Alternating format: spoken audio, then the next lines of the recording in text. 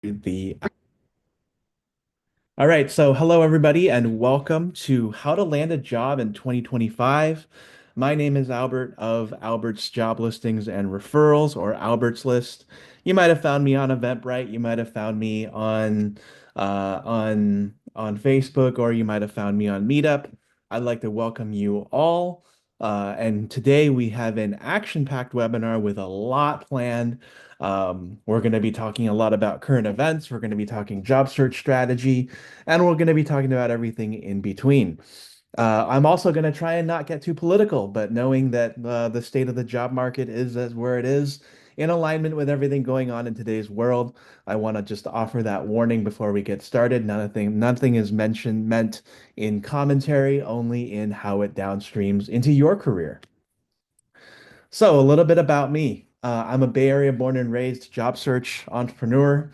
I'm a product marketer by day, and I'm also the founder of Albert's List, a job search community of 50,500 members on Facebook, connecting job seekers, hiring managers, job opportunities, and networking opportunities as well.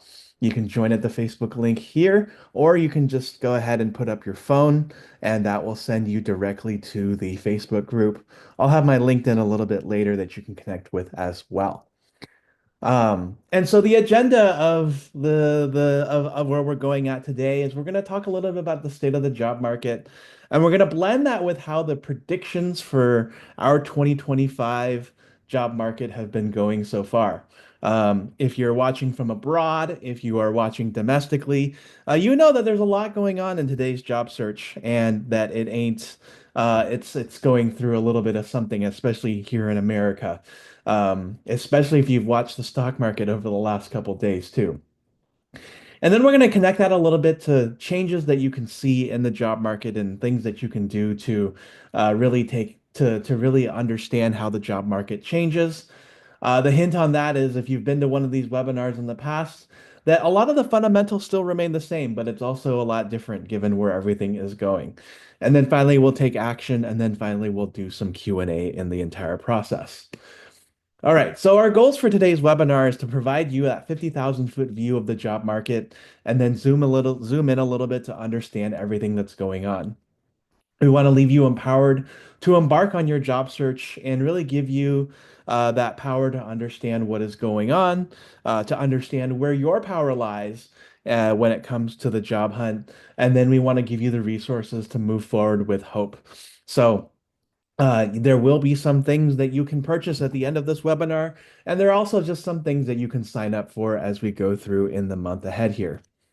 And so first, I want to talk about the state of the job market. And there's a lot of different trends to consider as we look forward here in the next couple of slides. As all of you may know, we just started 2025. The United States, who elected a president last year, has now inaugurated that president, Donald Trump, into his second term.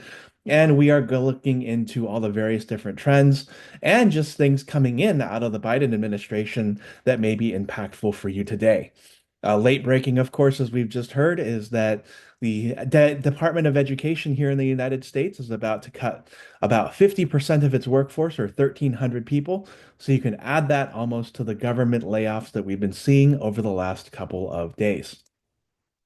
So we come into 2025, and of course, layoffs in the tech industry are where they're at. They are lower in comparison by where we've been over the last couple of years, especially here, January through maybe August of last year. But layoffs still seem to be going on, right? So tech is still going through its moment. People are wondering what's going on. AI is taking hold in its own way. And the bad news is that in the United States at least, job cuts have surged 245% over the last month, led by federal government layoffs. The term to know is the Department of Government Efficiency that we've seen over here over the last month, which has laid off and also gutted a lot of different areas of the government, whether it's U.S. aid, which is the philanthropic slash foreign aid arm of the United States, to the Internal Revenue Service, which handles our taxes, to the Department of Education, which is going on today. And while there have been a lot of legal issues that have also mounted, a lot of workers have also lost their jobs in the process too. And so If you're wondering and you're abroad and you're wondering what all these are government departments in the United States that for some may believe that we are cutting these jobs because we want to lower the amount of expenditures when it comes to people, and then hopefully that may result in a tax cut for the richest of the richest in the United States to continue driving business growth. So that's something that's been going on here, on top of the already existing layoffs that you're seeing in the retail sector and that you're also seeing in the tech sector. And so it is starting to get a little bit dark. And that's actually some of the things, some of what I'll be talking about in a little bit. If you're a software developer, you may also know that software jobs are not as prevalent as they've been in the last couple of years either. During the early days of the pandemic, we saw that low interest rates led to a lot of investment in tech. And so we saw that software engineering jobs reached their peak in the middle of 2021 and have since normalized back to where they were coming into the pandemic and where they've been. And so you can say that if you're looking at this, what may be the cause? Some of that is the fact that high interest rates and inflation disincentivize technology workers from hiring these type of jobs. But in addition to that, AI has also come and reared its head. You have more than ever a lot of jobs that can be done with AI, including coding. And so now that some of these jobs have come to where they are, we're looking at a job market that is now of software engineers and make it really difficult actually for software engineers to get where they want to be. Seasonally adjusted unemployment. So this is another thing to look at, right? One of the things that this is going back about 20 years at this point. And if you look to the very, very far right, you'll see that in February of 2025, we are currently at 4.1%. These are all the people who are currently unemployed and also receiving benefits for the type of work that they are doing. It is considered a healthy unemployment rate at the time being too. Of course, this does not account for people who have left the workforce and are no longer receiving benefits, who are thus also not reporting that they are unemployed. So the number, which I think is the U6, which is also seen in the Bureau of Labor Statistics report in the United States, generally shows it at about 1.5 times to double this number. As you also know, unemployment also met its lowest points in January and April of 2023 when it hit 3.4%. So we're relatively at a healthy place right now. But if you also told me that you felt gaslit by everything going on in the job market right now too, you wouldn't necessarily be wrong. So what's hot in the job market, especially here in the United States? If you're abroad, this might look differently for you, but healthcare and social assistance continues to lead the way. One of the things that we may note in the United States at least is that healthcare and social assistance have been increasing in their job numbers over the last couple of really 15 to 20 years. When everything else is going up and down from financial activities to government and manufacturing, it is healthcare and social assistance that remains really high. One area that is also of note that we also want to point out here is information. That may be many of you, including professional and business services, who may be doing jobs from marketing to programming to operations to program management in your relative companies.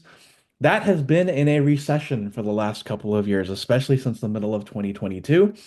And it grew 5,000 last month, but I think it continues to be very hit or miss. So if you're finding that you're having a really tough job search and you're in this area, do not fret because everybody else is going through it too. Keep trying, keep working hard, keep interviewing, and hopefully things will turn around. My hopes aren't high for that, and I'm also going to explain that here in the next couple of slides. Tech jobs are continuing to leave California. If you are dialing in from California and you work in tech and you find that there are fewer jobs that are relevant for you, don't fret either because this is actually what's happening. Our loss seems to be everyone else's gain, and it's led by a few factors. One being that we have a significant housing shortage, which means that salaries have gone way, way, way up, which means that companies aren't exactly incentivized to hire like they used to. For anyone who lives in the Bay Area, you may know that that tech jobs pay a lot of money, and there's not a lot of housing. And for some of these jobs that are in the 60 to $70,000 a year range, it's also even tougher to do because you're looking at you're looking at people who may not necessarily be able to work these types of jobs. So you have a lot of jobs that are leaving California, going to other states, and also going to other countries as companies like Google and Meta offshore. And in some cases, with some of these content jobs and these content moderation roles, you may have also noticed that they are also gone from the Bay Area as well. These jobs have left the Bay Area because Meta, in an effort to be more aligned with our current government, has decided that it wants to be more aligned with their political beliefs and not show a sign any sense of political bias. And so some of these jobs are leaving because of that as well. AI also continues to be hot. So if you're looking for an industry to be a part of, everything else seems to be slowing down or really running in place. AI tends to be hot. One of the things that you might have heard lately is agentic AI, which is AI agents. Agents that do everything from you, from doing your research to doing your writing, to doing your customer service if you are a business. And so these are all things that continue to be hot and continue to be very much trending as we move forward with everything here. And then there's everything that surrounds AI, from the development of large language models to AI security to retrieval augmented systems to databases. And so if you have any experience in AI or are looking to really be more prevalent in this area, it also matters a lot here too. And so this is all of the interesting stuff that's going on. It's relatively okay news until I get to this slide, right? So these next few slides are not meant to be political. They may be construed as political, but understand that I'm not trying to be political. And so we have the election of Donald Trump that happened last November. He came into office January 20th, 2025. And it has been an interesting whirlwind over the last month and a half, to say the least. For those of us like myself, or economists like Dr. Riley White, who you'll see on our webinars, who follow the state of the economy, it has been an interesting time.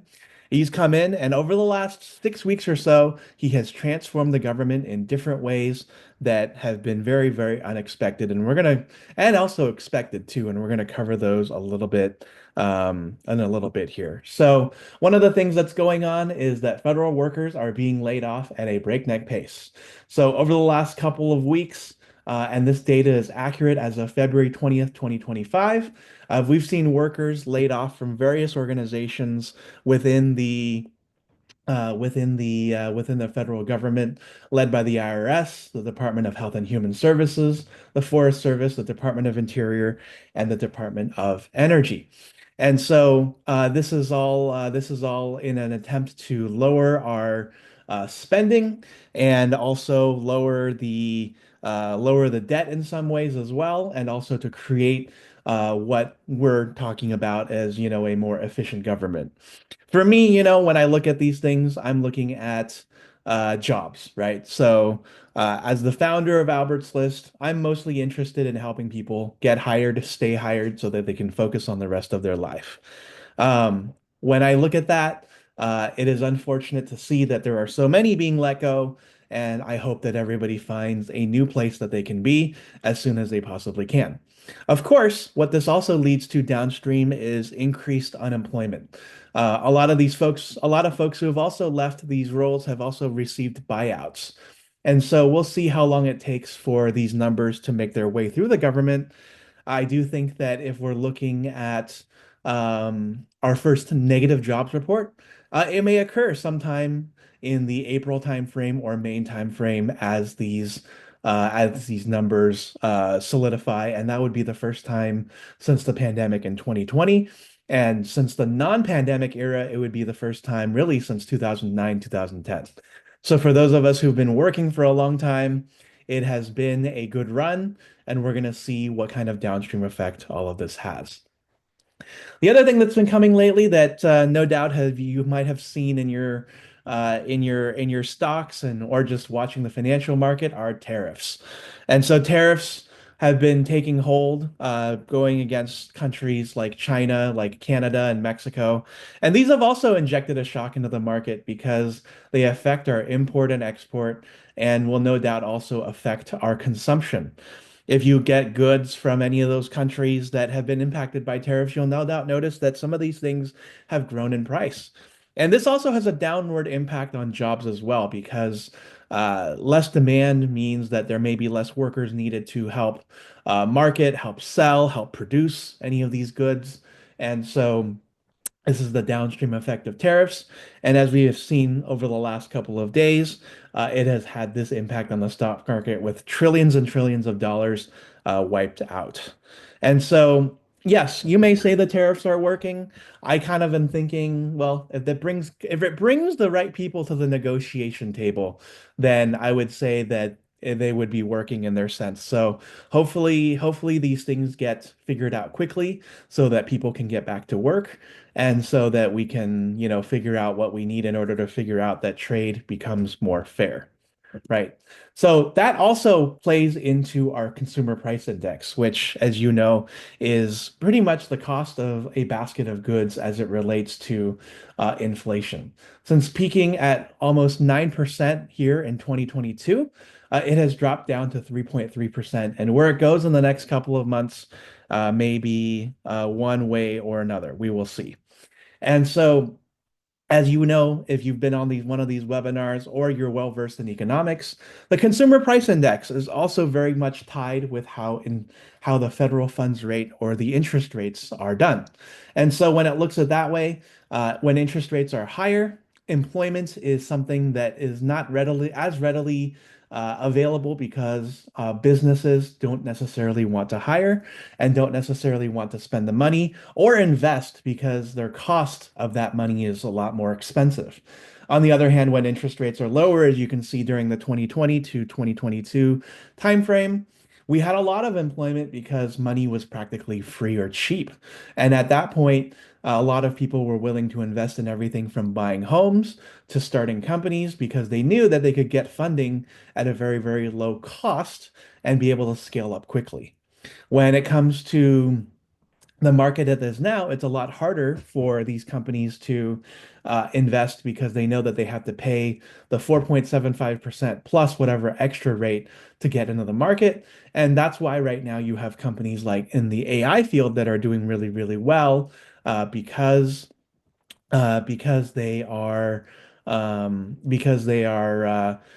a hot trend, whereas companies that may be investing in more long shot products like flying cars or things like an Amazon Alexa or a smart speaker, those teams have been laid off significantly because those were projects that would have taken a lot more time to get to where we wanted to be. And so where does this leave us, right? So it's a really, really interesting. We're in a time where there's a lot of economic uncertainty. I think depending on how you feel, you might think that there's a lot of hope. There may also be a lot of consternation. I'm not here to offer one way or another where that might be because I'm not trying to be political. But there's a lot of sense that perhaps we're going to see a revision in GDP estimates over the year. I think it was that we were seeing potentially that we would grow our GDP in the United States here by 3 to 4% this year. And now we're getting to a point where we might see our economy contract. Of course, every day is a different day in America.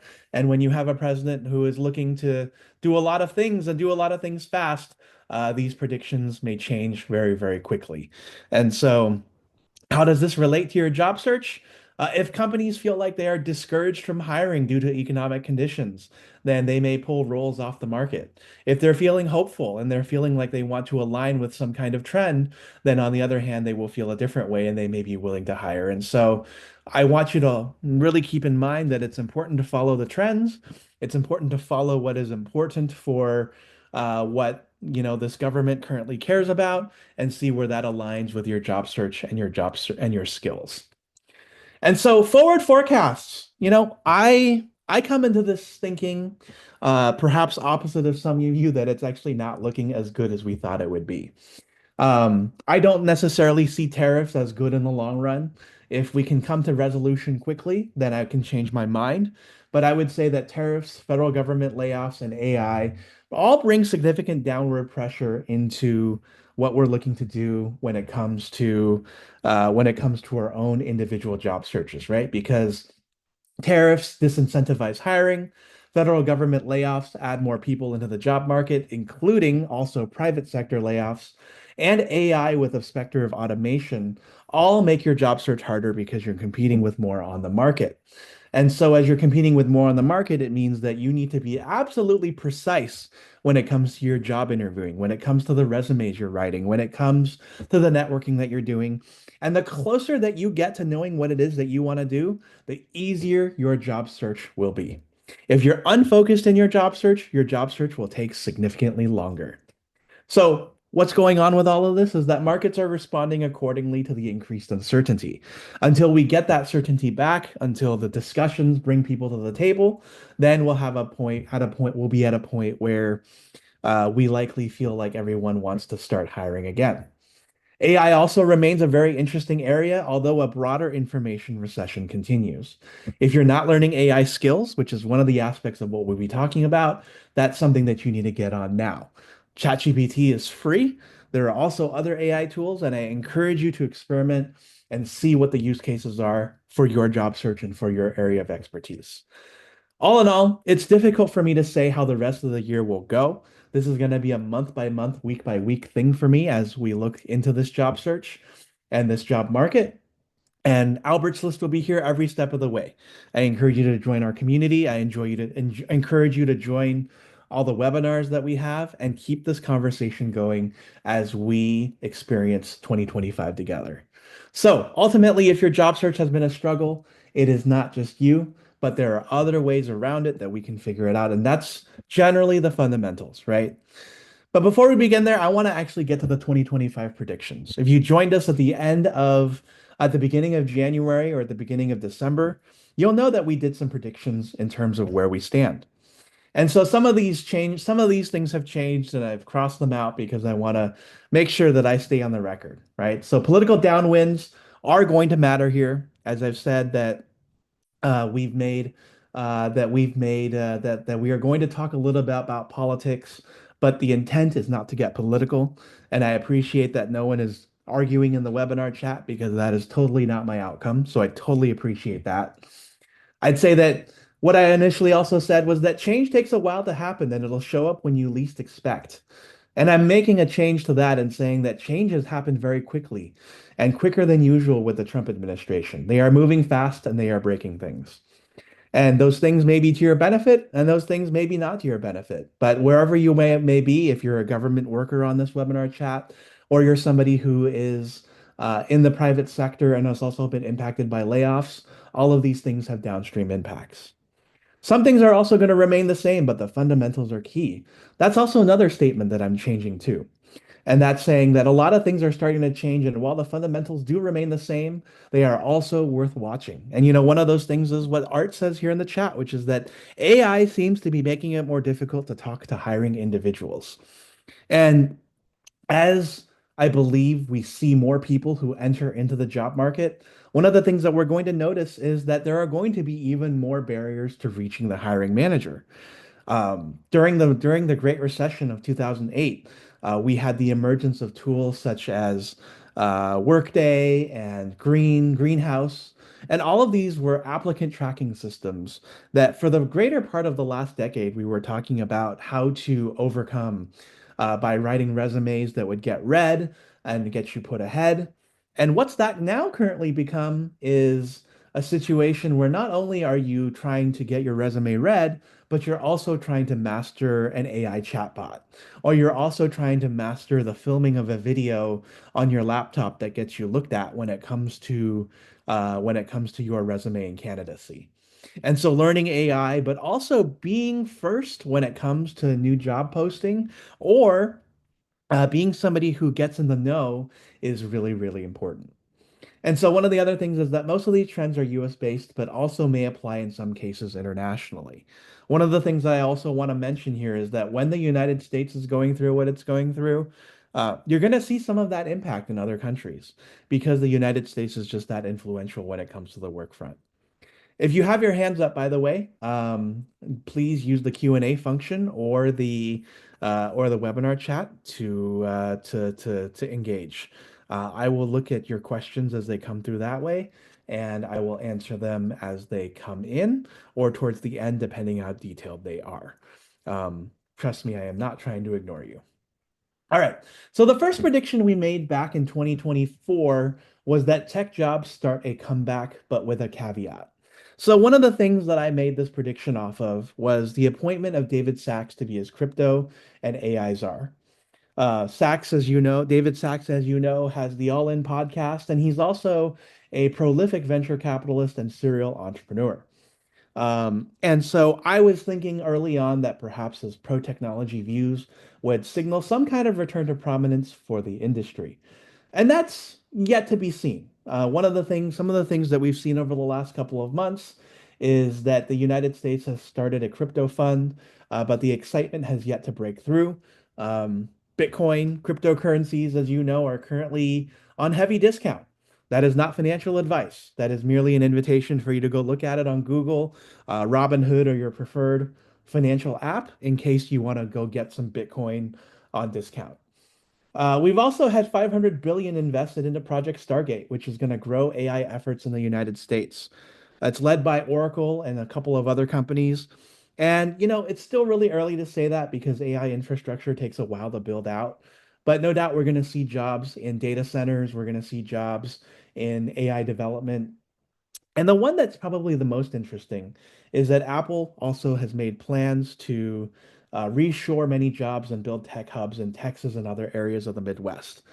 They have committed to hiring, I believe, 20,000 employees over the next 4 years. And so there will be some jobs for those of you who are in Cupertino in the Bay Area, while there will also be jobs for those who are in the Midwest and dialing in from places like Texas, Louisiana, and Oklahoma. And so I encourage you to watch this area as it is kind of those yet to be seen kind of areas. Some questions here. Is it ethical to have AI embellish your resume? If you can embellish your resume and defend what it is that your experience is, then the embellishment may not necessarily be an embellishment, but I would highly encourage you not to lie because it will be figured out at some point throughout your interview. Is there an advantage to applying early or quickly to job ads? So far, the answer to this, from what I've been told from those who are in this entire process, is yes. If you can get to a job just as it is being put out on the internet, then it is going to be to your benefit if you apply early. All right. The second prediction is that industry shifts reflect a new administration's priorities. So, some industries, as you see, may flourish, is what I said in January: crypto, AI, oil and gas, while others, such as electric vehicles and the green sector, will take a back seat or struggle. Um, and so this one's an interesting. It's somewhat on track so far. We have our cryptocurrency reserve, even though cryptocurrencies themselves are down. Green industries have taken a back seat. We're also seeing somewhat of a return of oil and gas. That's something that's been good as well. And so this is something to watch, but I think we're on track as we go through these next couple of months. How long will these new jobs in AI and data centers last once AI models are built out to automate more roles? That's a good question. I would say. I would say there will be always a need to be managing these data centers. And I would say that it is the downstream jobs that can be replaced by AI, like the writing jobs, the marketing jobs, the data analyst jobs, that are going to be especially in question. Um, Now, if a data center can automate itself, then I think we are sort of doomed because now we're into the facilities management space. Are you in favor of using a bot to apply to jobs? You know what? I would say, I actually lean towards yes on that because if you have everything together and you're focused and you can use the bot to tell you which jobs to apply to, and apply to those on a very focused level, then I think a bot would actually be good to replace the human in that sense. But you still need to make sure that you're applying to the right places. Um, Yeah, so I know some of you may be using bots. If you're talking about that, please share in the webinar chat what you may be using. I think there's one that I've seen called Easy Apply or Bot Apply that I think charges you $299 one time, and then you can use it for as much as you want. Okay, so the third prediction was that regulations are loosened around AI, leading to more growth. I would say that this one is probably on track so far. The project, the $500 billion investment made back in January, plus a loosening of the AI regulations through Trump executive orders, really puts this one on track so far as well. This one I think will be a little while longer until we see what the ethical implications will be. But as we've also noticed a few days after these executive orders were launched, China also launched DeepSeek. And so AI could be cheaper, but there's also a lot more tools on the market. And so again, if you're using AI in any part of your career, you are doing well. If you are not using AI so far, I encourage you to hop on that train. The fourth prediction is that localism reigns supreme as tariffs threaten to upend markets. This one is on track so far, right? So tariffs and populist ideas have that greater focus here in the United States, while e-commerce may struggle because sending goods across countries is going to transform.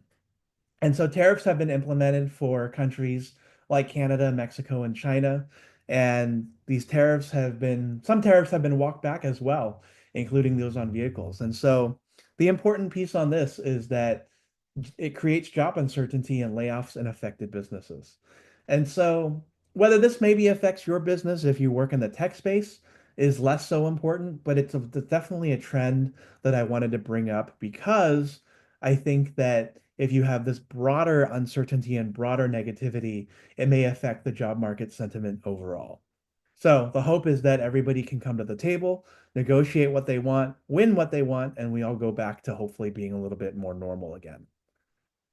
Prediction number five, and this is the one that I probably am the most correct about so far, is that state government jobs become competitive as the federal apparatus shrinks, right? So the prediction was made back before Vivek Ramaswamy left the administration, was that the Department of Government Efficiency, even though ceremonial in nature, has been very, very impactful over the first 6 weeks of the Trump administration. There have been a lot of government jobs that have been cut so far, as we saw in some previous charts. And the government is shrinking every bit as Doge makes its way into different agencies. And as of this afternoon, 1,300 people are going to lose their jobs in the Department of Education, which in the United States oversees student loans, educational standards, and other education related topics. By the way, if there are any government workers in this chat, please let us know. I'd love to know if my reach reaches any government workers and if any of you are looking for help and anything that I can do to help you. So, with this said, let's still go to some more questions. How do we get back to face-to-face interactions? While virtual may seem more efficient, it clearly isn't more effective. Yeah, so networking events, I would say, is definitely it, and being targeted with the networking events that you attend. And we'll talk about that in a little bit. Are investors for new innovation coming back into the startup world for pre-seed and seed stages, or are investors more focused on late-stage startups? Yeah, so I would say that, oh, that's a good question. I think if you're in the AI field and you're tangential to AI, like data and analytics, then there's definitely pre-seed and investment opportunity. But there are also a lot of companies such as your Databricks out there who are more later stage and more proven that a lot of investors are interested in too. Companies like, or rather, websites like Strictly VC and also and those websites generally have funding news. So having that funding news front and center, where you look for the specific funding numbers, are going to really help a lot. All right, so prediction number six is that labor issues are going to favor companies led by tax cuts and working reforms. This one is also on track so far. Um, So over the last couple of weeks, you've noticed that, right, everything from DEI to discrimination executive orders have undergone sweeping changes, as well as Trump appointing his own people into NRLB, National Relations Board positions. And so this one is interesting because it showcases just how companies are going to be differently looking at how they look at applicants at this juncture. And so it's going to be interesting to see how this evolves. I would say that this prediction is on track so far as well, and that tax cuts, which I think are on the other side of this, are to be determined. But the government has extended its funding, avoiding a government shutdown this week. So we are going to see what happens there too. Prediction number seven is that the immigration debate finds a voice as reform takes center stage. This one's kind of to be determined. I would say that the U.S. border has seen crossings drop significantly at this point. The H-1B debate is probably the one most at the center of this, and I haven't seen much around that so far lately, but I think it's something that will be addressed as the months go on. Now, prediction number eight is we're going to go more into, I would say, specific jobs, right? So, as the market becomes more competitive, as AI becomes more prevalent, and as AI does more jobs that are repeatable, we're going to see that strategic roles take a precedence. And so what does that mean in this case?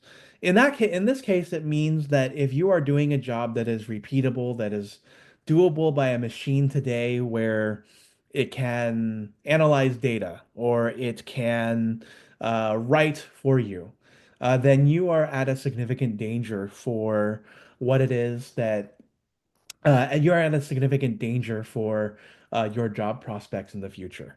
I obviously don't need to share it, but there's a lot of jobs out there today that have fallen victim to this. And one of the things that I've been saying over the last couple of months is that if you are an individual contributor, get to a strategic point as soon as you possibly can so that you can be in a role that is forward looking.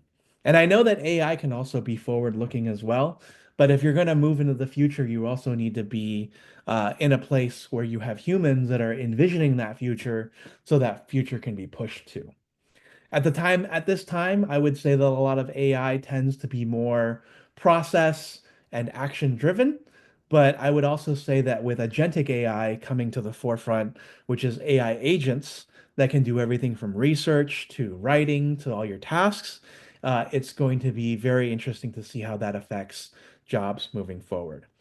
Um, so what AI is replacing graphic and UX designers, right? So that's an interesting one because it's still somewhat early for that, right? Because while AI and Llama can create and Meta's AI can create images, it can't necessarily create designs with words still. But I know they're working on that, and it really remains to be seen how that comes through and comes across. But I think if you're somebody who does graphic design or UX design, moving into a creative director or a design director type role is going to benefit you more in the long run because you have both the strategic vision and the execution vision to be somebody who understands what that future looks like and what it is that you're trying to create. Yeah. Art, you're right. But work is becoming more transactional rather than outcome driven. Um, is strategic synonymous with people management? That's not necessarily the case, I would say. That's a question that just came through. I would say that if you can think about the end to end for how something works. So, for example, I'm a marketer. If you think about what that go-to market strategy looks like, and you're able to think through what a vision is and how to execute upon that vision, then AI can certainly be something that helps you co-manage that vision. You don't necessarily need to manage people, I don't think. Prediction number nine is something that was validated to me just the other day, is that companies continue to search for their unicorn amid an employer's market. That should read employer's market. And so I heard from somebody the other day that literally one of their employers that they were interviewing with was looking for a unicorn. And this is not one of my favorite ones, but it's unfortunately the case that when a company is strapped for cash and the economy looks really bad, companies are always going to seek more of these unicorns over general fits. Um, and so if you're somebody who can do the homework, somebody who can come in with an overall vision of what you'll do in the company once you're there, it's going to be very, very important. Of course, I understand that some of you may also be looking for survival jobs, but as you do that, they also still too want somebody who can be very unicorn and being able to do as many different things as possible while remaining also very attractive as that candidate. How is the project prospect for technical product management roles? I don't know specifically what that one looks like, but I would say that product management is, the development of new products, and that if you can understand what it means to succeed in a new market, if you're creating a new product, or to help a product evolve into something better, then that will help you stand out than just some regular product manager who maybe is just there to shepherd a product from beginning to end. All right, so what does that change about the job market, right? So we've just gone through nine predictions, a bunch of economic trends, and we're 46 minutes past the hour. And I think we finally come to what many of you have come for, which is what changes about the job market. And so I'm not going to try and speed run too much for this because I know that this is the most important piece. But some of the things to keep on considering as we go through the market is that it's still the toughest job market since 2008. And unfortunately, as I may think that, I think it's going to become more difficult as the market becomes more competitive, especially for those of you who are in the United States. It may be competitive overall, even if you're not in the United States, as different countries start to see a downstream effect from layoffs. I know that my international colleagues at my day job tend to be doing a lot more with a lot less. And so that's going to be, I think, the theme for the next couple of months as we look forward. Competition, as I said, is going to be fiercer across all functions, and some industries are going to fare better than others. But I think, as we've noticed with the state of this economy, that everything is inextricably connected. So even if you don't think you're going to be impacted, some revenue streams for some companies are going to be hit, and that's going to result in the requisites. That's going to lead to the requisite responses. The fourth point is I think that's most important here is that it's important to not be hard on yourself, but also to be fair, right? Job searching is tough. And if you're doing it alone, it just only makes it even rougher because you feel like you're the only person doing it. That said, we have 74 people in this room today. So if you haven't shared your LinkedIn yet, if you haven't shared with us where you're located, if you haven't shared with us what you're looking for, I invite you to do that here in the next few minutes so that at least you can see who may be around and maybe you can network with somebody over Zoom. If you're local to somewhere, meet somebody for coffee and share what your job search has been like so far. The last thing is that it's important to look for opportunities in unlikely places. I think that during interesting economic times like this, that you have to be open to as many different things as possible. And that being open to these many different things is going to open you to a world of opportunity because and you may notice that your career may go in different directions that you never thought before. And then the last piece is that interest rates are staying flat as inflation might rise, so rates might be high for a while unless we get a Federal Reserve put. And a Federal Reserve put in this case is that interest rates are lowered on an emergency basis because the economy is going out of control. But right now, as we see, it's still in an interestingly okay place, even though things like credit card debt and so forth are higher than ever. Also, if you're sharing within the webinar chat, please share. Make sure that your chat goes to everyone instead of hosts and panelists. Awesome. Cool. So, what are some of the steps to do? We have about 10 steps here, and we're going to go through each of these. So, step number one is that understand that the strategies have changed. I don't know if many of you remember what job searching was like between 2020 and 2022. But the industry trends have changed. The amount of friction you get in applying for jobs has also changed as well. And maybe the most important point on this one are actually the 2 points of being the first to a job plays to your advantage, and networking matters more than ever. Leverage your relationships. If you are somebody who has a um, very small LinkedIn profile with not a lot of contacts, this kind of event today here is one that you ought to take advantage of. Meet new people. Discover who is here along with you, who is also doing this webinar, network with them, and go meet with them. And then set your alarm early in the morning so that you can be there when new jobs go live. And along with being able to know that the conditions of the job search has changed, is to also to filter to what you want. LinkedIn is very powerful, as all of you may know. And so it's always important to focus to who you network with and know exactly what it is that you desire when it comes to the job that you want. If you're interested in 5 different jobs, you can have 5 different search terms. But if you don't know what it is that you want and why you're doing it specifically, it's going to be incredibly hard during an economy like this to find what it is that you want next. Look for opportunities to be introduced. You want to focus on commonalities, mutual connections, alumni, um, people who maybe share the same interests as you, people who are on Albert's list, like where you are right now.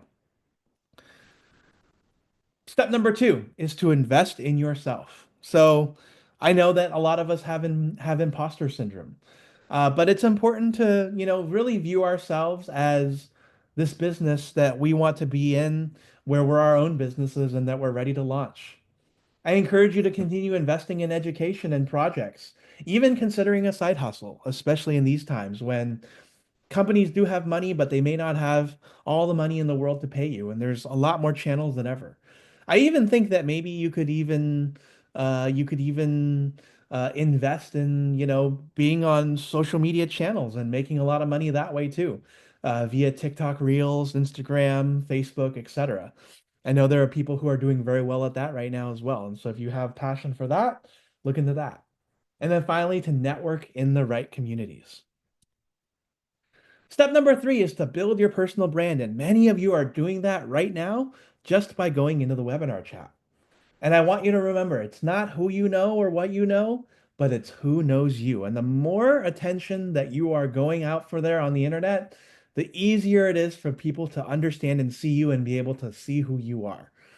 The internet seems infinite, and it kind of is that way because there's always somebody watching and people are always online. And so I encourage you to build credibility and recognition through thought leadership, through posts. Go where your audience is, whether it's LinkedIn or Facebook or somewhere else, and to network and meet people strategically. If you are somebody who, and I see several people here who are in Australia, so, if you are here, go and meet each other. Send me a photo. I'd love to know where you're all meeting at too, because it tells me that, at least these online webinars do work in some sense. And share what it is that you're going through. But even more so, if you're networking at an event that's relevant to your industry, I encourage you to attend those events and really and really stay focused on the types of events that you go to.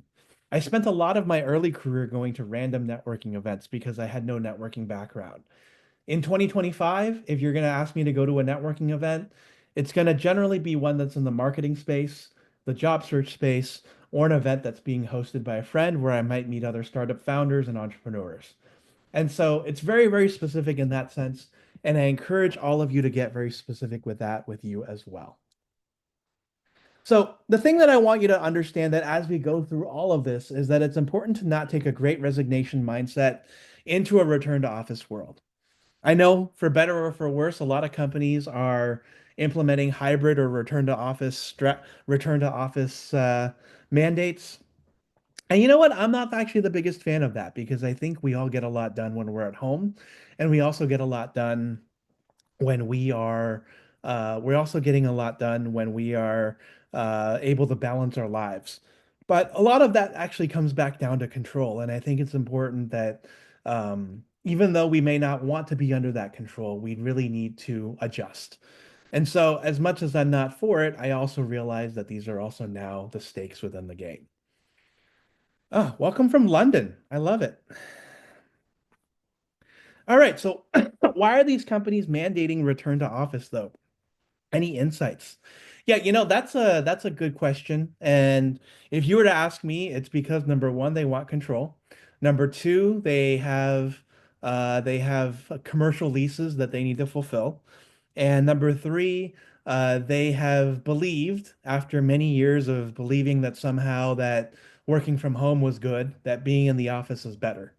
I kind of take a hybrid, no pun intended, approach to that, where I think that if you're early in your career, then working in the office is very, very critical.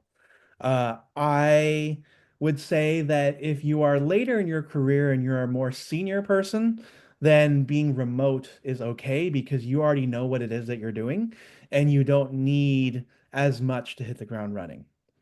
Leah, I appreciate that comment. Wonderful. So many thanks to you. So step number four is to go on offense with your job search. I want to encourage you to turn on your open to work settings because it doesn't help if nobody knows that you're looking for a job. I want you to be open to opportunities that can come from unlikely places. It may be time to switch that cushy career that you may have always thought was a good place to go into something completely different, and that's totally okay. And I want you to also find an accountability partner. So if you have somebody that you have met in the webinar chat tonight and you are in the same town or you're willing to talk to somebody who's halfway across the world, get on Zoom every other day and talk about where you're at with your job search. If you have somebody who's working on something in the same place as you are and going that same way, then you're going to be somebody who's in a much, much better place. And yes, face-to-face communication is always more effective. Step number five is to tell a story that you want heard. So this goes from everything from building a resume to building your interview answers to being consistent with your message and practicing what it is that you want to say.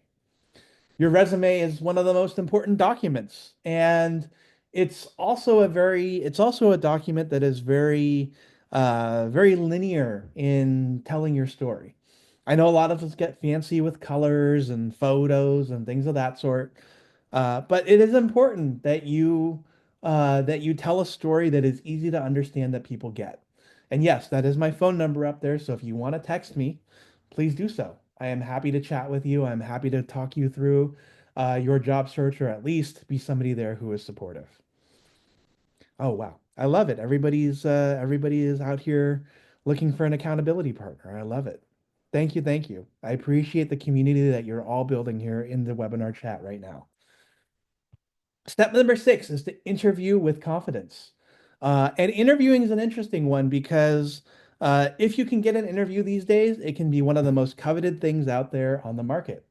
And how do you interview well is always a question that is being asked. And to know that is to understand that as you interview, you are a risk because every time a company wants to hire somebody new, they are putting their money out there to find that person and hopefully train and invest in that person.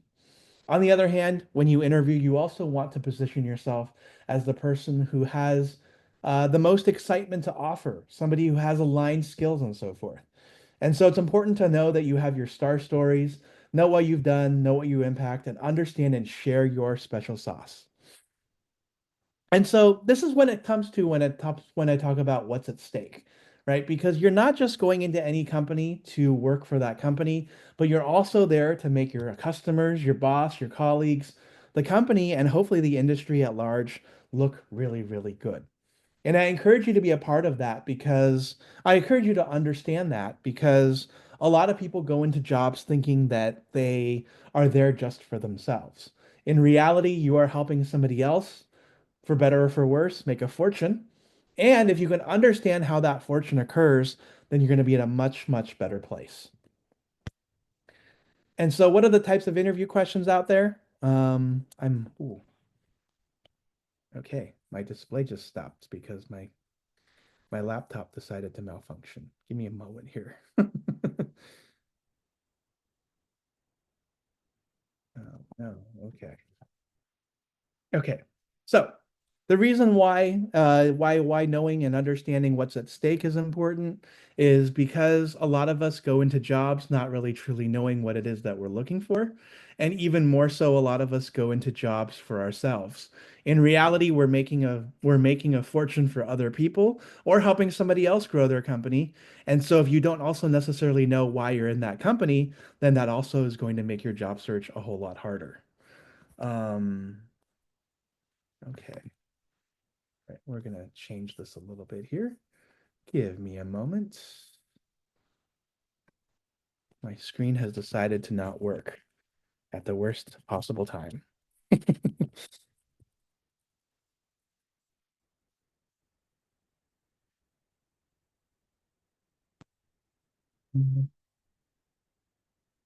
So sorry about this, guys.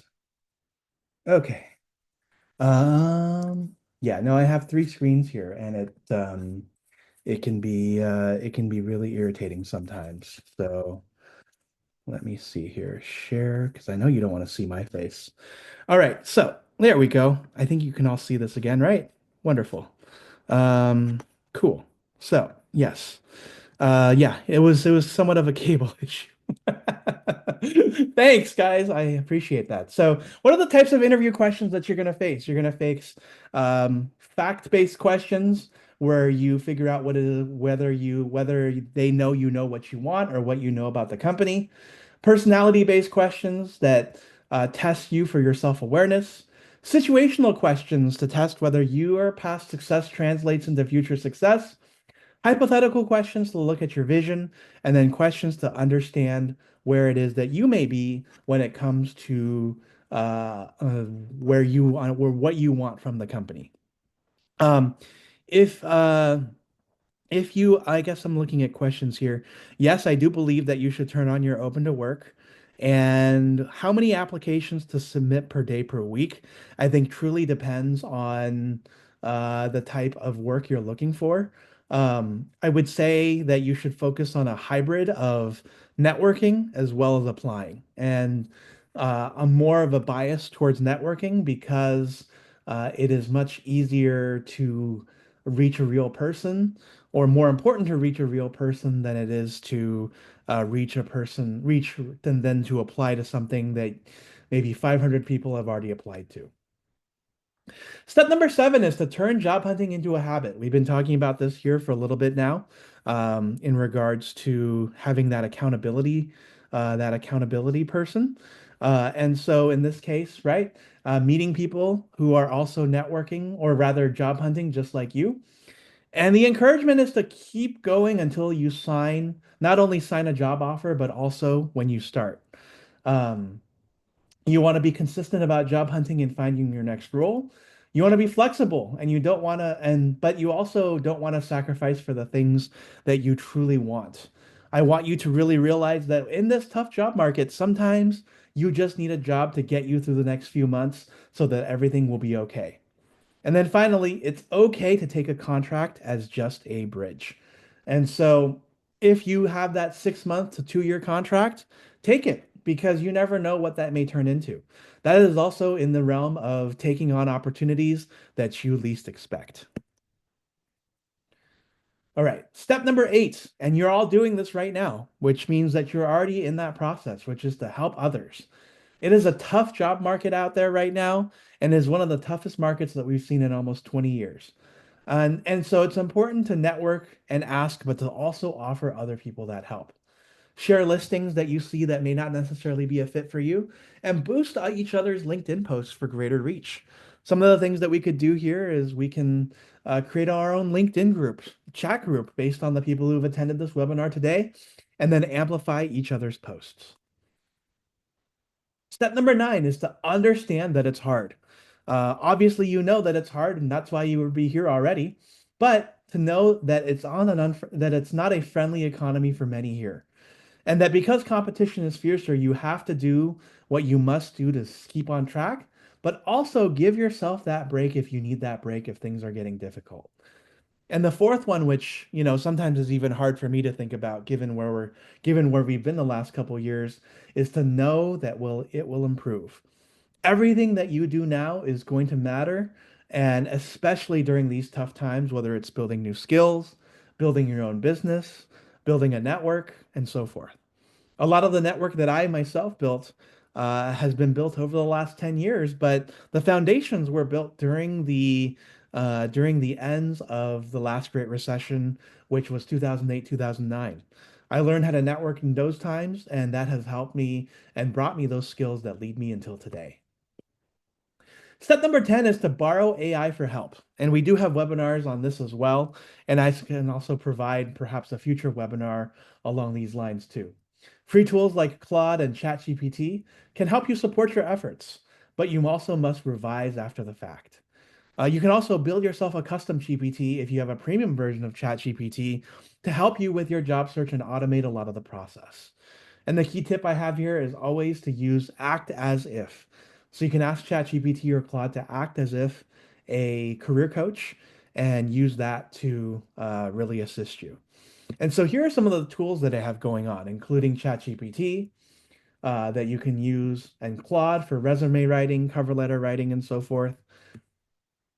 Job applications, I think I mentioned Lazy Apply, which is the bots that you can use earlier. And that one is more about quantity and not so much about quality. So I want you to watch out for that. There's TLHQ, which is a CRM for job applying and your applications. They have a resume builder, they have a keyword match system, and you can also manage your follow-ups. There's also interviewing AI as well out there, such as interview warm-up.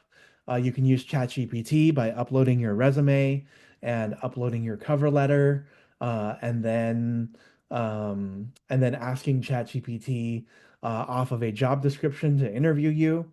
And then there's also starmethod.coach, which is a paid interviewing tool, but very much uses the STAR method to help you with your job search, or rather with your interview. And then outside of that, step number 11 is, I guess, become well versed in AI. I guess this is a duplicate of number 10, but still very much important. I had it twice because AI may not take your job, but somebody who knows it may.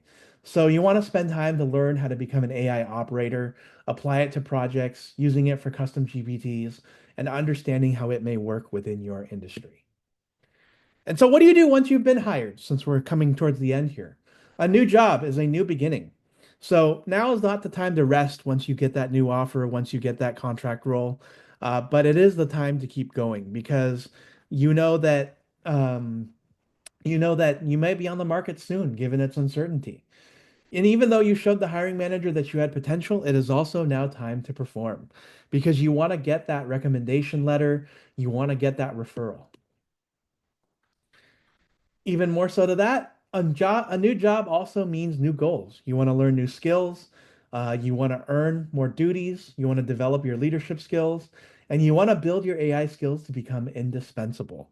And so, and so all of these are available either through your own company, or there are ways that you can do that through Albert's List as well, as you're going to see in the next couple of slides. Other things to keep in mind is that a job is rarely forever. So keep networking and building your brand. Register and write down your accomplishments so you can add those to your resume. And stay in touch with old recruiters and those that you network with. So for all those of you who are here in this webinar chat today, if you all find a job together, I also encourage you to keep in touch after you've landed that job so that you all get to know one another. And so how can you take action today? We've got a lot of things for you today, and I want to share what's coming up here and what's available to you on Albert's List. Number one is the ability to DIY your job hunt with our Job Seeker Survival Kit. It is 55 hours worth of content valued at $2,000 for just $27 today through that chat link. It is 49 videos across finding your next job, discovering what you want, what to do once you get hired, how to use AI in your job search, and sample mock interviews. And we have 18 mock interviews within this chat, or rather within this kit. So if you want to use your QR code reader for the left-hand side, use that. And we also have office hours for $20 a year. Office hours are $20 for our $20 a year for sessions every other week with me, where you can come in, ask all the questions that you want, and get the career support from others who are looking for that new job. I also want to invite you to sign up for a mock interview with Albert's List. Since starting our virtual events 5 years ago, we have done 120 mock interviews, which I guess comes out to about one every other week. Our mock interviews feature a Fortune 500 recruiter or a senior software engineer, depending on who you are. And it's a chance to practice before the real thing. So I encourage you to email your resume and a job description to albert@ajobslist.com, and we'll be happy to get you started. If you're somebody who's more technical, we also have one on how to land a software engineering job in 2025. This is your chance to hear from a software engineering coach who can tell you what it's like in this software engineering job market, which isn't that great, but one where he can tell you what you can do to stand out, industries where these jobs are available, and how to answer those technical questions. If you're in the San Francisco Bay Area, I want to invite you to an exclusive event on transitioning out of tech. I don't know how many of you work in tech today, but if you're done with tech and you're tired of all the layoffs, I invite you to Is It Time to Quit Tech in 2025? Discover other careers worth a look. Thank you, Kimberly.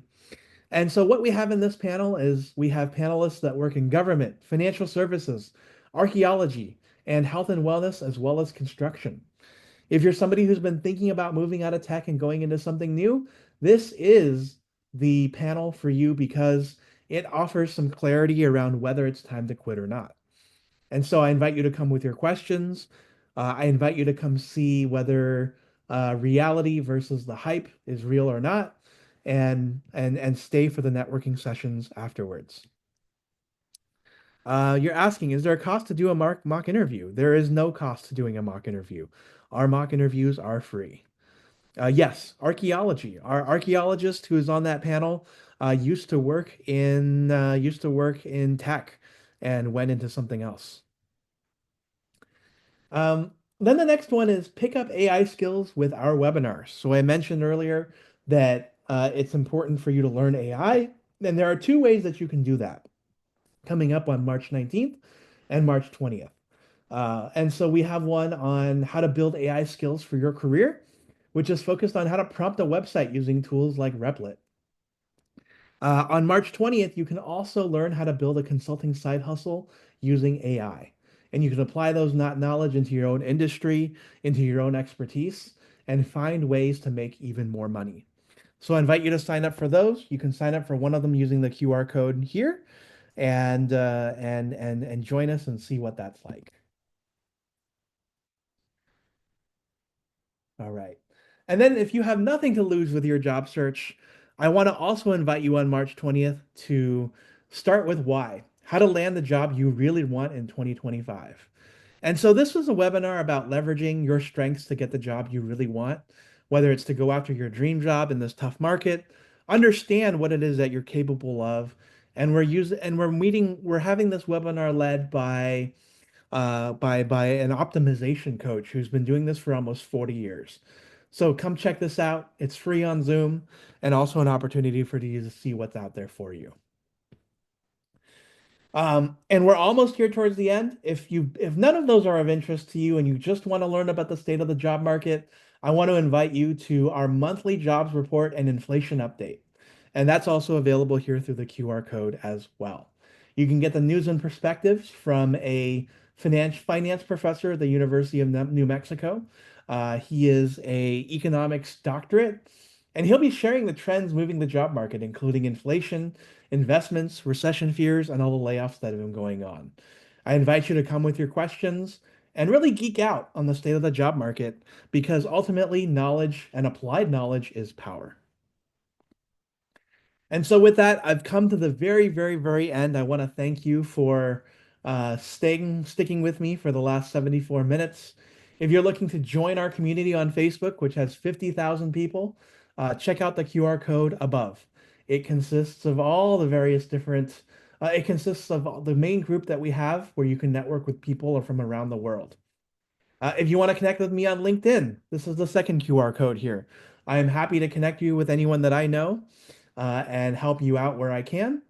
And then if you're looking for videos that exist already and you want to binge watch career videos, go to our YouTube channel at youtube.com/albertslist. And if you're joining our Facebook group, be sure to indicate that you discovered me or this community through the webinar. And so, yes. And so, yeah, we'll be this one is recorded, and we will be following up with recordings, the recording, as well as some links after this. So with that, thank you so much. I'm available for some Q&A if anybody has any questions. Happy to be here, and thank you all so much for joining us today. All right, looks like there are no questions. I want to thank you all for spending your time today. We have so many more webinars as you've seen through our RSVP links, and I hope to see you all again really, really soon as we navigate this job market. Thank you so much. Have a great night and goodbye.